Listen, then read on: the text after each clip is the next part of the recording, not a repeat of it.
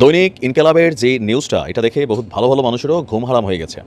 বিশাল একটা ফিচার তারা করেছেন, এমনকি খুবই গুরুত্বপূর্ণ এখানে বেশ কিছু আলোচনা তুলে এনেছেন। সার সংক্ষেপ যদি আমরা এটাকে সাজাই, ভারতীয় যারা হিন্দু আছেন, মার্কিন যুক্তরাষ্ট্রে বসবাস করেন, তাদের নাগরিকত্ব আছে। ইভেন ডোনাল্ড ট্রাম্পের যে রাজনৈতিক দল আছে সেখানে তারা ব্যাপক প্রভাব প্রতিপত্তি রাখেন। তো এদের মাধ্যমেই ভারতের মাধ্যমে একটা টিম তৈরি হচ্ছে, প্রবাসে থাকা হিন্দুদের মাধ্যমে ভারতীয় মোটামুটি 4টা টিম মিলে শেখ হাসিনাকে বাংলাদেশে পুনর্বাসন করার জন্য পরিকল্পনা করেছেন।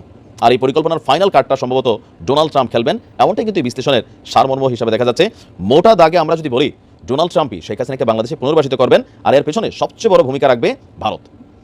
দর্শক, ফ্যাসিস্ট হাসিনাকে পুনর্বাসনে ভারতীয় মার্কিন হিন্দুদের ভয়ঙ্কর ষড়যন্ত্র মুখোশ উন্মোচন, আমার কি বলে মানে দৈনিক ইনকেলাব পত্রিকার হেডিংটা হচ্ছে এটা। তো এখানে আপনার যদি আমরা দেখি, আমি শর্টলি যদি আপনাদেরকে বুঝাই যে শেখ হাসিনাকে ক্ষমতায় ফেরাতে একের পর এক ষড়যন্ত্র করে যাচ্ছে ভারত সরকার এবং প্রবাসে থাকা ভারতীয় হিন্দুদের একটি উগ্রবাদী গ্রুপ। এর অংশ হিসেবে তারা ডক্টর ইউনূসের নেতৃত্বাধীন অন্তর্বর্তীকালীন সরকারের বিরুদ্ধে পরিকল্পিতভাবে প্রোপাগান্ডা চালাচ্ছে বহির্বিশ্বে। এটা কিন্তু বাস্তব, বিশ্বজুড়ে কিন্তু ট্রাম্পই তো লেগছে বাংলাদেশে এই মুহূর্তে যা হচ্ছে এটা কেমন, আইনের শাসন নাই। তো ওই সময় যখন লেগছে তখন মিনিমাম লেভেলে ছিল, বাট এখন যেটা হচ্ছে সেটা 10 গুণ বেশি অবস্থা। কিন্তু দেশের অবস্থা আসলেই খারাপ। ইভেন যেটা তারা ফোকাস করাতে চাচ্ছে ট্রাম্পের কাছে সামহাও, যে বাংলাদেশ একটা মানে মৌলবাদী বা উগ্রপন্থীদের রাষ্ট্র। তো গত এক সপ্তাহ যদি দৃশ্যপট আপনি দেখেন, ডোনাল্ড ট্রাম্পের সামনে যদি টিভি দেখানো হয়, প্রতিদিনই হুজুরদের, আলেম সম্প্রদায়ের সাধারণ মুসল্লি, তাও কোন দিন জুমার দিন আমরা যখন প্রতিবাদ করছি নানা ইস্যুতে, তো দেখা যাচ্ছে কি সব দাড়ি টুপি। তো এই ট্রাম্পের মতন মানুষ যারা, এরা কিন্তু এগুলোকে ভয় পায়। আর এটাই সেখানে পরিকল্পিতভাবে বিশ্ব মিডিয়ার মাধ্যমে তারা তুলে ধরছে। আর এই কাজে আওয়ামী লীগ ব্যবহার করছে বিপুল পরিমাণ মোটা অঙ্কের টাকা।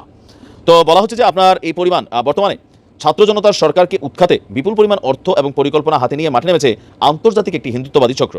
বাংলাদেশের সনাতন ধর্মাবলম্বীদের মধ্য থেকে হাসিনার দোসর হিসাবে চিহ্নিত জনবিচ্ছিন্ন একটি গোষ্ঠী ভারত সরকার এবং দেশটির ক্ষমতাশীল আপনার বিজেপি যে দল আছেন এবং তাদের প্রবাসীরা মিলে এই সিন্ডিকেটটি গড়ে তুলেছে।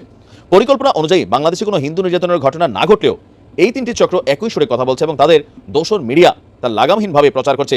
বিষয়টি বেশ ভাবিয়ে তুলেছে। তো এখানে আপনার বলা হচ্ছে যে প্রেসিডেন্ট ডোনাল্ড ট্রাম্পের কাছে চিঠি দিয়েছিল একটি ভারতীয় আমেরিকান সংস্থা, উগ্রপন্থী, এমনকি সেখানে বাংলাদেশকে বলছিল যে এই মুহূর্তে বাংলাদেশ উগ্রপন্থী ইসলামিক রাষ্ট্রে পরিণত হচ্ছে। আর এই চিঠিতে দাবি করেছিল ভারতীয় মার্কিন হিন্দুদের এই সংগঠনটি। ওই সংস্থার নাম foundation for India and Indian diaspora. এটি যুক্তরাষ্ট্রভিত্তিক একটি সংস্থা। আর তারা গেল 27 নভেম্বর ট্রাম্প এবং বাইডেনকে দুজনকে কিন্তু চিঠি দিয়েছিল। আমিও নিউজটা করেছি।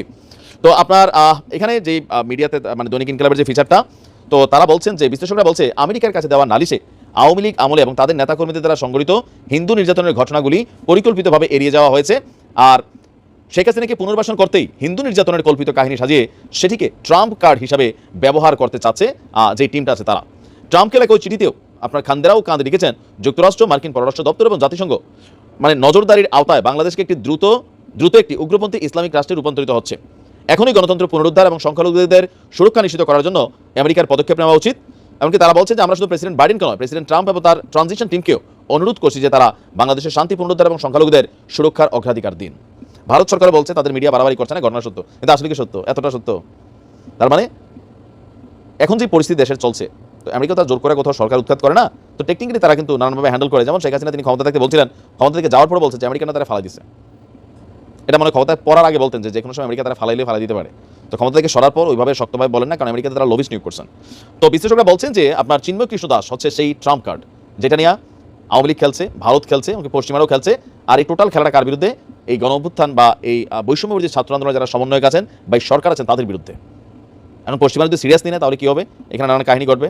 যদি সিরিয়াস না নেয় তাহলে যা চলছে সেভাবেই চলবে, হয়তো সামনের দিকে আমরা অন্যভাবে বিষয়টাকে দেখতে পাবো।